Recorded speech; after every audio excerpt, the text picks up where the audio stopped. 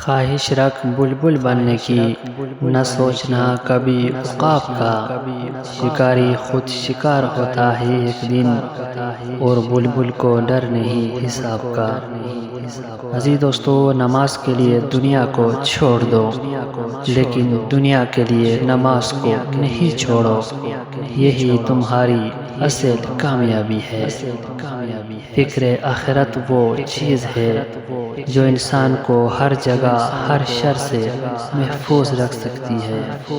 زبان کی حفاظت کرو، کیونکہ عزت اور ذلت کی ذمہ دار یہی ہے۔ مت کرنا غرور کبھی اپنے آپ پر، اے انسان۔ رب نے تیرے جیسے نہ جانے کتنے بنا کر مٹی میں ملا دیے۔ مقدر بھی بدلتا ہے اور حالات بھی، وہ رب غم کا موسم ہمیشہ رہنے نہیں دیتا۔ یقیناً ہدایت انہی کو ملتی ہے جو ہدایت چاہتے ہیں۔ زمانہ بھی عجیب ہے، ناکام لوگوں کا مذاق اڑاتا ہے اور کامیاب لوگوں سے جلتا ہے۔ ادب کا دروازہ اتنا چھوٹا اور تنگ ہوتا ہے کہ اس میں داخل ہونے سے پہلے سر کو جھکانا پڑتا ہے۔